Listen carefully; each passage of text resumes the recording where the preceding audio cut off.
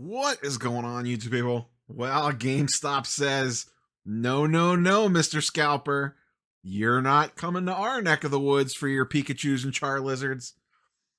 That's right, if you missed it, GameStop has announced this week, ahead of the Destined Rivals release, they are limiting products to one item per SKU. And remember, they don't do online sales anymore. That was something that they adjusted a few months ago, so you can't do pre-orders online anymore for GameStop.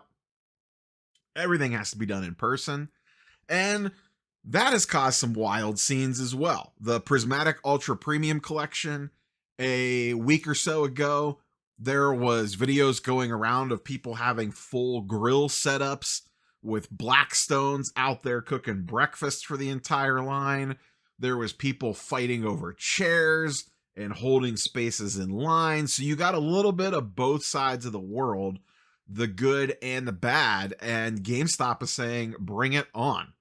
Line up in our parking lot to get your one little SKU of whatever it is that you are looking for. Now, have we solved scalping? Is it done? Is it over? Has GameStop completely fixed it? Is the Pokemon market about to return back to normal and all you MSRP babies will be thrilled again? No.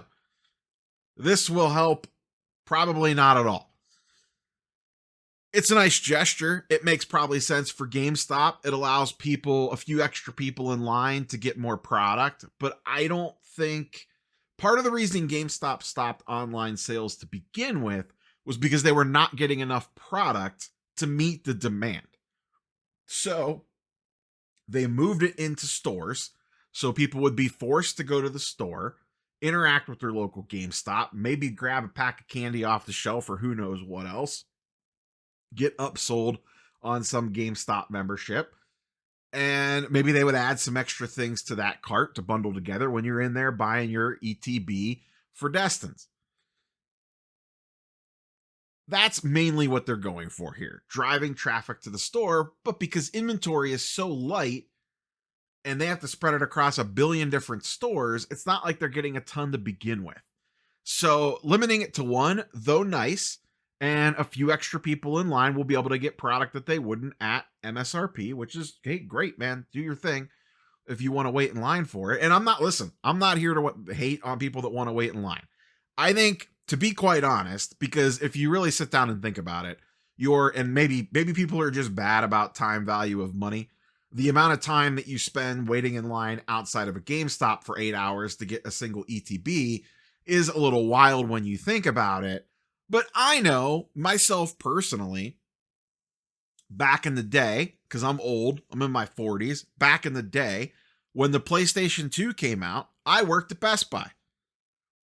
I remember me and all my buddies, we closed the store the night before the launch. We immediately went outside and got in line. There was a line of customers. We knew exactly how many we were getting, so we knew that we could hop in the line and we were good to go. And we shared that information, not directly, but we were like telling people would come into the line and they'd be like, oh, there's too many people here, we're not going to get one. We'd be like, no, stay. Because this was before the day and age of like crazy pre-orders. And was it cool to get a PlayStation 2 on launch day? Yeah, it was cool. But it was more about hanging out with my friends outside the store like a bunch of idiots in our 20s. We ordered pizza and had it delivered to the line. We had coolers. We had little chairs. It was decently warm out that night, so you didn't really need anything too crazy. Some people had little space heaters that ran on generator. It was a whole thing. It was like a block party. And you have a bunch of other like-minded people in line with you talking about what games you're going to buy and what you've heard. And remember, this was back before there was a really ton of internet coverage on this stuff, so a lot of stuff was still word of mouth. It was a fun time. You did it more for the camaraderie and the hanging out with like-minded people than you did to actually get the item itself. It was the chase. It's always about the chase when it comes to most of this stuff. The chase, the act of trying to obtain it, is more fun / entertaining in a lot of times than the actual end goal. And I think that's important to keep in mind when you see these people lined up outside of a GameStop or a Target or a Walmart or a Sam's Club or whatever to get some Pokemon product. Don't get me wrong. There's some assholes in the line for sure that are just there to make 15 to 25 to 30% by immediately flipping the product. There are some people that are there because maybe they can only afford to pay MSRP and they want their one box. I think a majority of people are there for the experience of hanging out with other fellow collectors of whatever it is that you're chasing. But this is not fixing MSRP. The only entity that can fix the current price situation that we are in is the Pokemon Company. Unless they print more to satiate demand, this is just old school supply and demand. I know, everyone's least favorite class in college. Old school supply and demand wins out in almost all cases, especially in the collectibles market.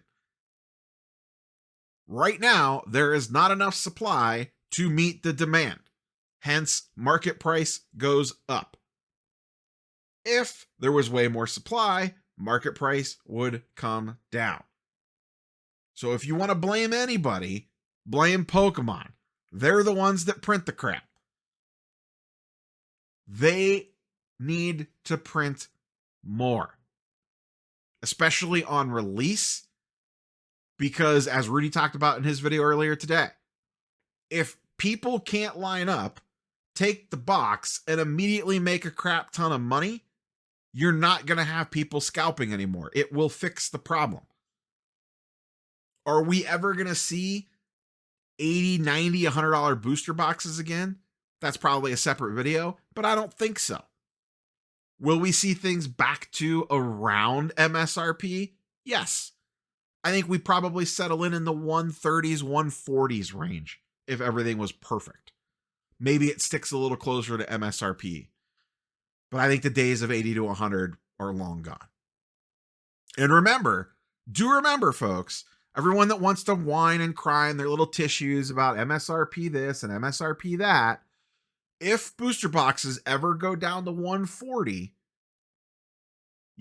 everyone that cried about MSRP should have to pay the 164, whatever the hell it is, 165, 163.99 a box. You don't get booster boxes for 140. If you ever made a post on anything that was whining about MSRP, you have to pay MSRP regardless of what market price is. You cannot have it both ways. You do not get to say, I want it for MSRP, but then when market price is $120, you don't want it for MSRP. That's the ultimate, I want my cake and eat it too. You cannot have it both ways. It's not the way that this works. But the fix for this is Pokemon Company themselves. Print more. I know it takes time. I know it takes adjustments, but it seems like they have not fixed it with White Flare and Black Bolt, that it is still going to be bad. Maybe they fix it with the launch of the new generation later this year, since Scarlet and Violet is now done after this last specialty set coming out in a couple of months. Hopefully they now know, and we start off the new gen with increased print runs that can tamper demand. As I said in other videos, I would not be surprised if the Pokemon Company leverages this and says, boy, you folks love to pay $225 for a booster box. We're upping MSRP to $175 a box from $163 or whatever the hell it is now. Tariffs, things are more expensive, inflation, $175 a box. Clearly, the market will eat up $175 a box. If they put out Destined Rivals at $175 a box, they could put it on the website with an unlimited print run and it would just sell for days. So I wouldn't be surprised if they sneak in an MSRP increase when they switch generations coming up here in a few months. But GameStop is doing their part. Limit one per customer. May the odds ever be in your favor for those of you going to line up for your product on the 30th. As always, curious for your thoughts and comments down below. Catch you boys and girls on the next one. Peace.